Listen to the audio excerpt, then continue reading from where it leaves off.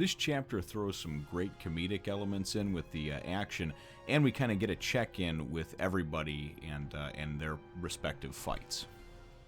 One Piece, Chapter 402, Handcuffs, Number 2. Well, hello, my brothers and sisters of the Nerd Nation. I, as always, am Jim, here to bring you another review on the awesome and adventure-filled tale of One Piece. Now, our last chapter, of course, saw us with really Kaku facing off against Zoro, and of course, ultimately seeing Kaku's power, being able to turn into a giraffe now that he's eaten that devil fruit. And then, of course, we also saw Jabra and the Sniper King Usopp facing off against one another, and Jabra has the power of the Mut Fruit Wolf model. So that's how the chapter really left off, is those four, I guess I should say, two on each side, converging on one another as as Kaku and Zoro fell through the roof from the floor above and landed pretty much smack dab in the midst of the fight that was starting to go down between Jabra and of course Sniper King Usopp. So that's where things left off, and that's where things pick up. And this chapter is nice because the first half of it really winds up going and taking place and showing us that kind of that sort of like tag team battle that's going on. And then the rest of the chapter goes and just sort of checks in with everybody else and lets us know what's going on. So first and foremost, I love how Oda has the ability to interject humor into these battles. The battles are certainly serious, life and death matters, but you can also laugh at some of the comedic moments in them. And Kaku turning into a giraffe is very comedic because even Jabra goes and makes fun of him, starts making fun of him, and Zoro even takes a poke at him too about how it's a stupid power that he has turning into a giraffe.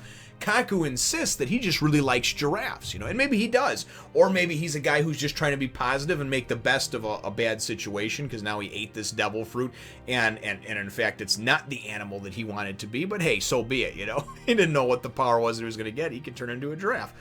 Anyway, it's funny to see because over these first couple of pages, everybody, including his own partners, kind of laughing at him, And so anyway, he winds up going and doing this Tempest Kick Sky Slicer move and whips his whole body around. And obviously giraffes are long and thin.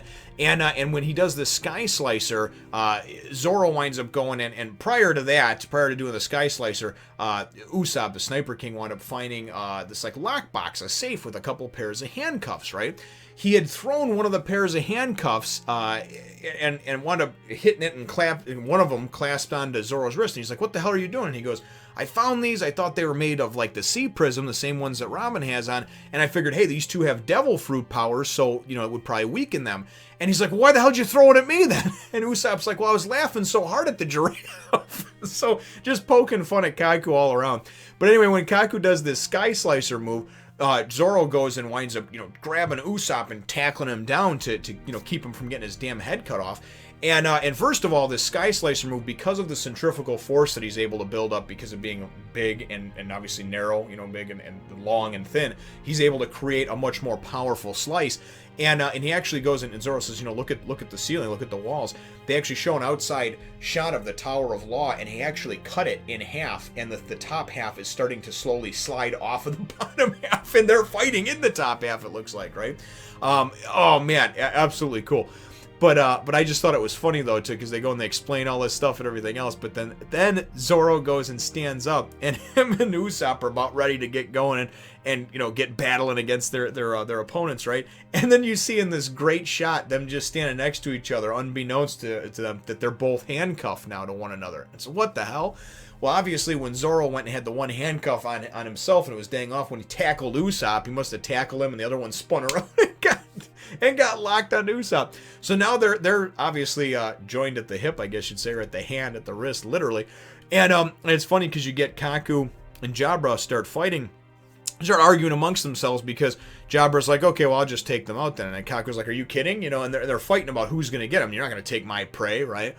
So then they go and they actually say, hey, what's the number on your handcuffs? And they're like, number? What? And they say, well, each one has a number, and we have obviously different numbered keys. If we have your key, we'll just open it up for you now, so obviously we can just, fight in one-on-one, right? And so anyway, so they go and they check, they're like, oh, it says 2, on the handcuffs. And we got Jobber, and he's like, nope. Kaku's like, no, not mine either. And they're like, oh, you got up our, got false hopes, getting our hopes up like that. So anyway... So anyway, so then Jabra and Kaku they basically say, hey, listen, whoever kills their prey first wins, right? So they go and start charging at him, and then we go and we see, and it takes us kind of away from the action for just a second, a couple panels, we see Chopper, and he's kind of walking around, and he's walking down the stairs, and he sees that they've been sheared right in half, obviously from where that Sky Slicer kick went through, and he's walking down, blah, blah, blah, blah, just looking around, not finding anybody, and all of a sudden he sees running by, he sees he sees Zoro and Sniper King, Usopp, and obviously they're joined at the hands, and he's like, oh, that looks like fun. And they're like, you idiot, this is not fun. And I just picture it, like I said, like maybe in like a cartoon type thing, where they run back and forth in and out through different doors, similar to when Chopper was actually being chased by Sanji and Luffy, back in a Drum Kingdom, in Wapple's castle or whatever. It was funny because, as he's running in and out and everything like that, and they're going through all these doors, especially in the anime, it was really cool, really fun to watch. But that's what it reminded me of, because then you go and you see all of a sudden there's like a giraffe and a wolf hot on their tail, And Jabber even, I love it, he even poked fun at Kaku. He's like, even parts of you are square when you turn into a giraffe, right? Because Kaku looks like, to me, he just looks like a porcelain doll or whatever. And I don't know what the deal is. I don't know why he looks like a wooden doll. I guess that's just his nationality, his race, whatever he comes from. That's just how he looks. That's what everybody's told me. They're like, no, he is human, and he doesn't look it, though. With the features, it's funny, because even when he uses his devil fruit power, he still has these similar square, boxy-like features in some of his extremities, his nose and his face in general. So, but anyway, so they tell Chopper, they're like, listen, you need to go and we need to get us key number 2, And Chopper's like, what are you talking about, key number 2? And they're like, either go find Sanji or Frankie or Nami. One of them is going to have the CP9 member that they're going to fight. It has key number 2. Get key number 2. Because the first Chopper's like, well, I'll take care of them. And they're like, are you an idiot? There's 2 of them, first of all. Second of all, you're our only hope. If you wind up dying, we'll wind up dying with these damn handcuffs on each other, And nobody wants to go out like that, handcuffed to somebody else. So Chopper's like, okay, fine, he's like, and he's thinking in his head as he's going off, he's like, well, Sanji's got the best chance of actually, winning or whatever, of getting a key first, right? So we go and we get this quick check-in, a couple of pages just with everybody. We see Luffy first, and he has now found his way out, I guess, the back of the Tower of Law, and he sees the Gates of Justice in a distance, but there is water between him and the Gates of Justice, right? And clearly from what I've heard and read and seen and everything like that, there's only a certain way to cross this. I think there's Sea Kings in there or something like that too. And of course, Luffy cannot swim. But anyway, we see the check-in with him, and he sees the Tower of Law, and he's got to figure out a way to get across. We then get a quick check-in with Nami and her fight with Kumadori, and Kumadori's just got this crazy hair that he actually is able to use as a weapon, and he's the one that's like yo-yo, yo-yo. I don't know if it's yo-yo or yo-yo, but anyway, he's just the one that's real loud and boisterous, and as we see Nami kind of getting tangled up and getting she's pretty much getting beat around by him, and she's like, he's much stronger, so she's gonna have to obviously use her brains and her intelligence to try to get out of this one, or find and enlist the help of somebody else somewhere else, I guess. Then we go and we see, and and I thought it was great because we wind up seeing I'm sorry, I just keep laughing when I think about this, Khalifa and Sanji, right? And now if you remember, a couple of chapters ago, it left off with Khalifa seeing Sanji and then inviting him for some tea. And he got the love-struck look on his face, and his eyes popped out and turned into hearts, the usual Sanji thing, right? And poor Sanji just needs to get a date, just needs to get laid, whatever. But anyway, Sanji goes in, and he's sitting there, and he's just like, yeah, you see this scene with them, right? And he's just like, evil woman, I'm not going to drink any of your tea. You're just trying to lure me in and this and that and blah, blah. Like he's come to his senses, and he sees through the smoke and mirrors or whatever it was, right? And she's just like, you've already had 3 cups. He's just like, yeah, and damn you and your witchcraft, So he's just like, I'm supposed to get this key. I'm here to get this key, blah, blah. And then she goes, and Khalifa, of course, she's got thigh-high fishnets on and this super, super short skirt, pantsuit out thing, and the front of it, it's like the cleavage in the middle with like the fishnet, and she's just looking all sorts of sexy and good, like a really hot sort of naughty secretary, but not like a real secretary, like a stripper secretary that you hired for somebody's birthday party that's like an accountant, and he just like lives in the office or something. You know, that's what you do. You go. Anyways, that's just me though. That's my weird fantasies. But that's what she looks like. So then they go and they show all these different shots of her because he's like, where do you have that key? And she's like, well, maybe you should just search me and find it. And that's as they show a shot of like her chest, her cleavage. They show a shot of like her hip and kind of the side of her ass. They show her face and her little pouty lips, and you know. And then as Sanji goes to like come, and he's like, okay, and he goes to do it. She's like, bam, and just kicks his ass. and so poor Sanji, man, is getting tricked and getting constantly lured in. It's like he never learns, you know. But that's kind of his funny little running gag. Anyway, the last person that we wind up checking in with is Frankie and Fukuro, and he's the one that's you know, but he's kind of the big round looking one or whatever, and obviously he still has mastery over the 6 powers, but he's clearly not as strong as the other members. But anyway, we see Frankie kind of go at him with this, you know, start to go in with this boxing barrage of punches, and he does this iron body.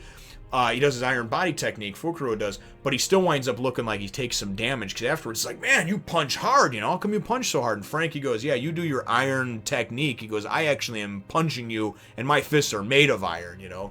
So that's kind of how we get the whole check-in with everybody, and then the chapter winds up going and just ending off with that. It actually ends off with the Khalifa and Sanji thing. I had almost forgot about the Fukuro and Frankie thing ending off. So I'm hoping that the next chapter will either take us back to and conclude some of the fight that's already in the midst of happening, or maybe we'll wind up seeing like I've been looking forward to Sanji and Khalifa and just kind of how that plays out. So, and these type of fights, I really like how it goes back and forth. And in prior arcs, it seemed like Oda spent 1 or 2 chapters on each particular fight and then moved on to the next one.